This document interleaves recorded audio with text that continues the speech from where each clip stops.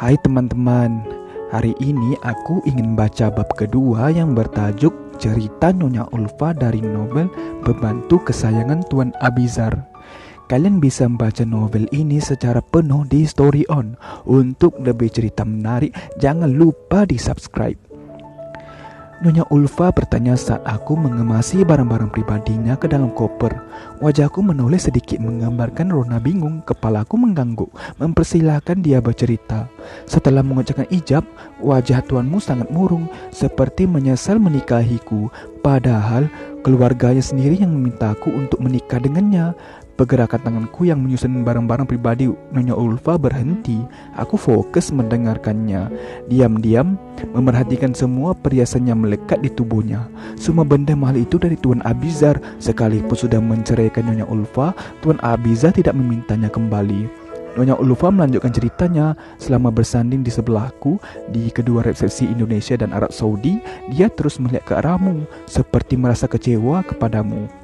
Begitulah yang kupikirkan saat melihat matanya berembun terus menatapmu yang terlihat bahagia dan mengucapkan kalimat selamat kepadaku berkali-kali. Aku masih memasang telinga mendengarkan lanjutan cerita Nyonya Ulfa. Awalnya aku hendak menolak pernikahan ini saat orang tuaku menawarkan karena takut bernasib sama dengan mantan-mantan istri tuanmu sebelumnya. Diceraikan setelah malam pertama. Tapi saat melihat tuanmu untuk pertama kali, hatiku berdesir. Wajah tampannya membuat hatiku berdebar. Saat itu juga aku jatuh cinta dan meyakinkan diri sendiri, aku pasti bisa mempertahankan pernikahanku dengan tuanmu. Akan kukerahkan semua persona aku agar tuanmu mempertahankanku dan jatuh cinta padaku. Tapi semua itu seakan mustahil saat dia terus menatapmu dari jauh.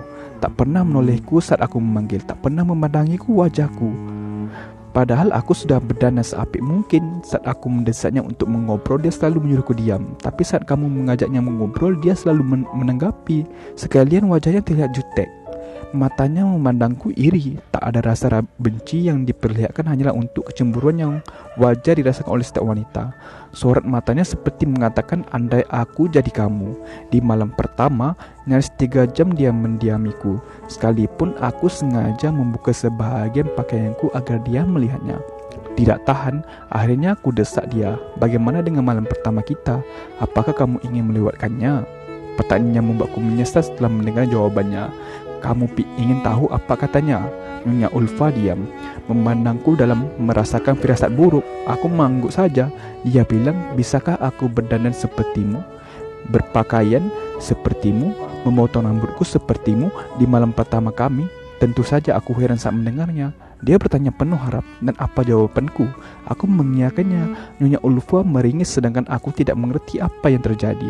Kenapa Tuan Abizar meminta hal-hal demikian? Bukankah itu menjijikkan dan aneh? Di malam pertama, meminta istri sendiri berdana seperti wanita lain. Dia mengambil pakaianmu di jemuran belakang dan aku memakainya. Aku mengejar pantasan. Setelah satu pakaianku hilang, ternyata Tuan Abizar yang mengambilnya. Dia memotong rambutku dengan rapi, persis seperti model rambutmu. Sepertinya Tuan Abizar sering memotong rambutmu ya. Lalu dia pergi ke kamar lagi tanpa izin, mengambil semua makeupmu untuk kupakai dan aku memakainya. Berusaha meniru penampilan wajahmu. Kadangkala aku keliru merias diri agar mirip denganmu. Tuanmu yang merapikan dandanku. Awalnya aku kira ada maling nakal di rumah ini yang bukannya mencuri baju mahal dan makeup bermek bagus milik majikan, malah mencuri baju dan makeup jelek milik pembantu. Aku tidak menyangka barang-barangku yang pernah hilang Tuan Abizar pelakunya, yang diambil untuk dipakaikan ke Nyonya Ulfa. Saat itu juga, setelah selesai melihat penampilanmu, tuanmu memandangi wajahku penuh binaran. Tidak disangka dia langsung mencium dengan puas. Dia begitu bersemangat, rona-rona kesedihannya hilang. Tapi di pertengahan dia seperti sadar kalau aku bukan kamu. Dia langsung menarik diri, mengerang, mengeleng-eleng. Matanya berakhir dan memerah. Berkata dingin, kamu bukan mawar. Semirip apapun kalian sekarang, kamu tetap bukan mawar. Dia langsung meninggalkanku sebegitu saja. Saat itu aku sedih dan bersyukur. Sedih kerana dicampakkan suami sendiri, dan bersyukur pikiran tuanmu teralih dan tidak menyadari kalau dia bukan orang pertama. Aku tidak perawan sebelum menikah dengannya. Nyonya Ulfa masih melanjutkan. Aku jadi lupa tugas untuk mengemasi barang-barangnya. Mobilnya akan ditumpang Nyonya Ulfa untuk pulang ke keluarganya datang setengah jam lagi. Setelah memakai pakaianku, bukan pakaianmu lagi yang diambil Abizar, aku menyusul langkahnya. Mungkin kamu tidak pernah tahu ini, Di tengah malam saat dia meninggalkanku sendirian di kamar pengantin, dia berdiri menghadap pintu kamar yang terkunci. Mungkin kamu sudah tidur. Lalu dia duduk di depan pintu, bersender di sana, terlelap di pintu kamarmu. Nyonya Ulfa meringis. 1 jam aku membeku melihat yang bersikap demikian. Setelah tersadar aku membangunkannya. Dia terlihat nyenyak meskipun tidur di lantai bersender ke pintu. Marah saat aku membangunkannya, tapi setelah bangun dia akhirnya pergi meskipun sudah berganti-ganti tempat di sofa, kamar tamu, semua kamar di rumah ini, semua sofa di rumah ini.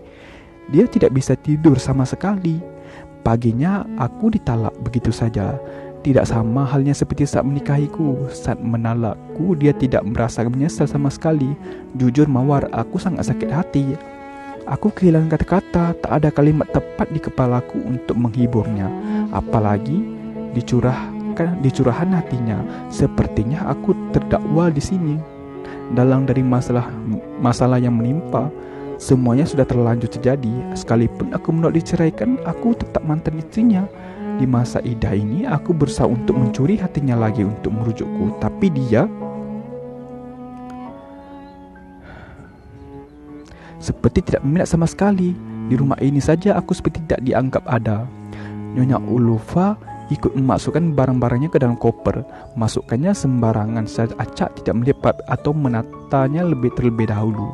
Setelah kopernya penuh, semua barangnya dimasukkan. Dia menutupnya dan menarik resleting. Aku akan langsung menunggu di depan. Sepertinya tuanmu tidak membutuhkan ucapan selamat tinggal dariku, kan?